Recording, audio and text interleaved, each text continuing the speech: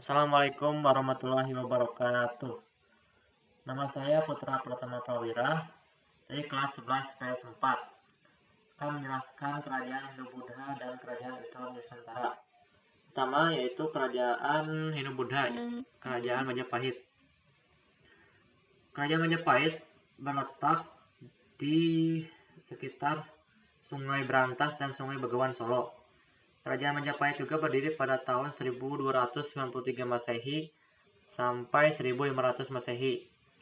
Menurut kitab Negara Kartagama, kerajaan Majapahit berada di lembah sungai yang sangat luas. Selanjutnya adalah sumber sejarah kerajaan Majapahit, yaitu Prasasti Butak. Prasasti Butak menceritakan tentang keturunan-keturunan Singgasari. Kedua adalah kitab Pararaton. Kitab Pararaton menceritakan tentang pemerintahan Raja Singgasari dan keturunannya.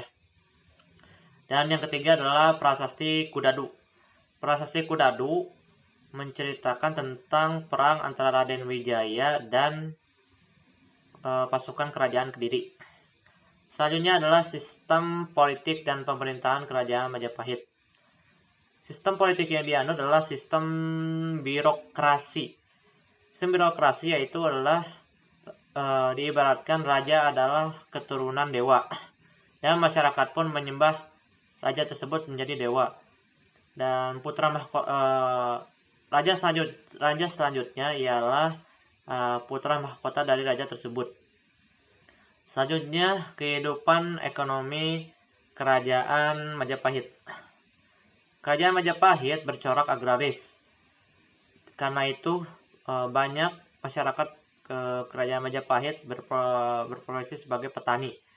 Hal yang dihasilkan dari bertani yaitu beras, rempah-rempah, dan lain-lain. Selain bertani, masyarakat kerajaan Majapahit juga ada pula yang melakukan berniaga atau perdagangan. Selanjutnya, kehidupan sosial kerajaan Majapahit. Kehidupan sosial kerajaan Majapahit terbagi menjadi berbagai bidang, seperti golongan-golongan, umur, profesi, dan lain-lain. Contohnya sebagai petani, pedagang, pengrajin, dan pelayaran. Selanjutnya, kehidupan kebudayaan kerajaan Majapahit. Zaman Majapahit dikenal sebagai keluarnya sastra-sastra terkenal. Oleh sebab itu, kehidupan sastra kerajaan Majapahit dibagi menjadi dua, yaitu awal kerajaan Majapahit dan kerajaan Majapahit masa akhir. Di antara sastra-sastra tersebut yaitu kitab Sutasoma dan kitab Arjuno. Dan peninggalan candi-candinya yaitu Candi Tikus dan Candi Pari. Selanjutnya kerajaan Islam Nusantara, yaitu salah satunya kerajaan Cirebon. Letak geografis kerajaan Cirebon berada di pesisir Laut Jawa, yang pada saat itu jalur tersebut adalah jalur perdagangan internasional pada masanya. Sumber-sumber sejarah kerajaan Cirebon yaitu Keraton Pasepuhan, Keraton Kecirebonan, dan Keraton Sunan Gunung Jati. Dan ada juga Babat Tanah Jawa yang menceritakan terbentuknya kerajaan Cirebon. Selanjutnya adalah sistem politik dan pemerintahan kerajaan Cirebon. Banyak yang berspekulasi kerajaan Cirebon terbentuk dari adanya kekuasaan kerajaan Demak.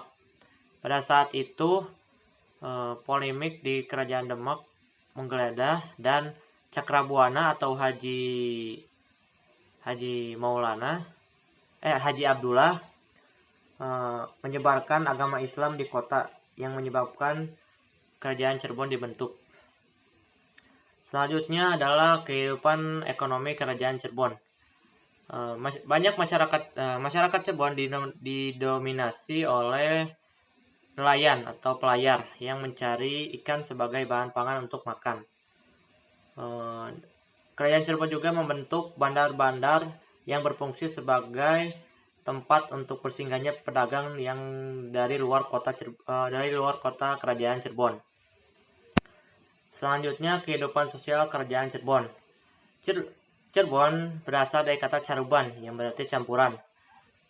Diduga masyarakat Cirebon yang datang ke Cirebon adalah keturunan pedagang atau pribumi yang berasal dari Cina dan sudah berpindah agama menjadi Islam dan mendiami kerajaan Cirebon tersebut.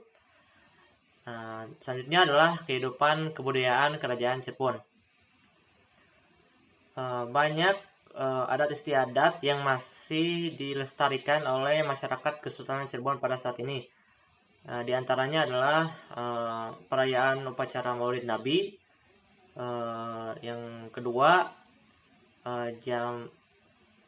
Jampot Jimat yang berada di kerajaan Cirebon, dan masih banyak hal-hal yang lainnya yang masih ditinggalkan oleh kerajaan Cirebon. Sekian dari saya, Putra Pratama Prawira. Itu adalah penjelasan kerajaan-kerajaan Hindu-Buddha dan kerajaan Islam di Nusantara. Assalamualaikum warahmatullahi wabarakatuh.